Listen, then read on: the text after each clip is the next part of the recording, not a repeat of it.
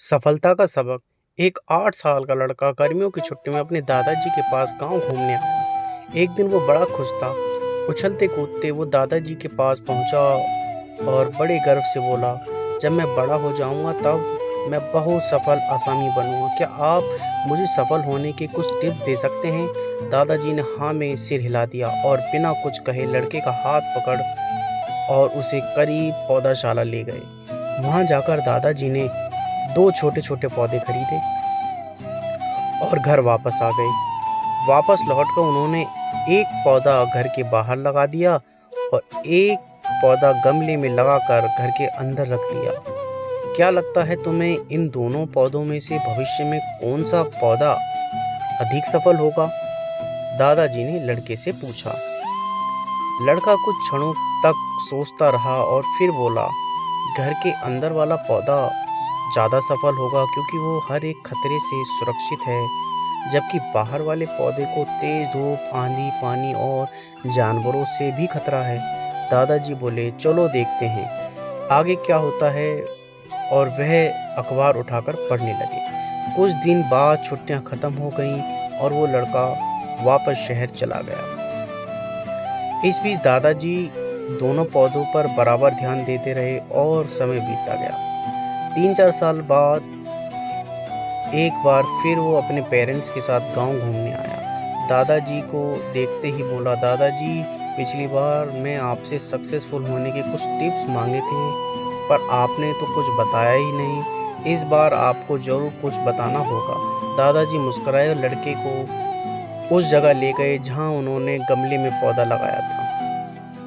अब वह पौधा एक खूबसूरत पेड़ में बदल चुका था।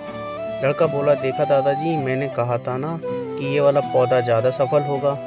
अरे पहले बाहर वाले पौधे का हाल भी देख लो। और ये कहते हुए दादाजी लड़के को बाहर ले गए। बाहर एक विशाल वृक्ष गर्व से खड़ा था। उसकी शाखाएं दूर तक फैली थी और उसकी छांव में खड़े राहगीर आराम से बातें कर रहे थे।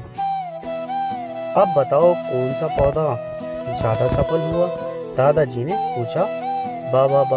बाहर वाला, लेकिन ये कैसे संभव है? बाहर तो उसे ना जाने कितने खतरों का सामना करना पड़ा होगा। फिर भी लड़का आश्चर्य से बोला।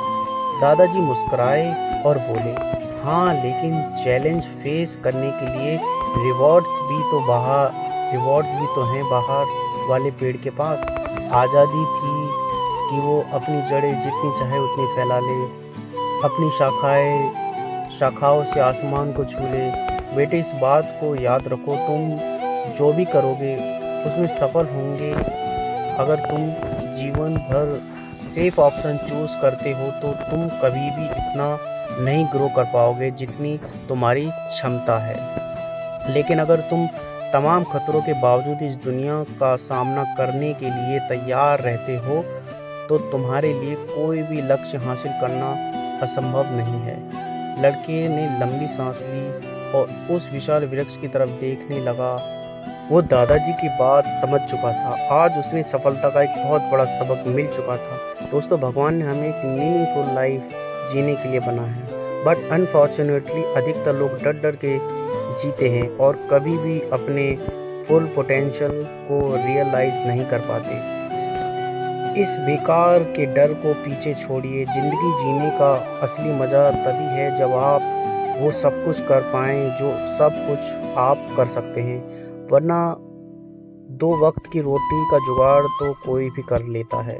इसलिए हर समय प्ले इट सेफ के चक्कर में मत पड़े रहिए। जोखिम उठाइए, रिस्क लीजिए और उस विशाल वृक्ष की तरह अपनी लाइफ को लार्ज बनाइए। दोस्तों, उम्मीद करता हूँ आपको ये कहानी पसंद आई होगी। कहानी पसंद आए तो कहानी को लाइक करना, चैनल को सब्सक्राइब करना, ज़्यादा से ज़्यादा शेयर करना। मिलते हैं एक नई कहानी के साथ, नए टॉपिक के साथ।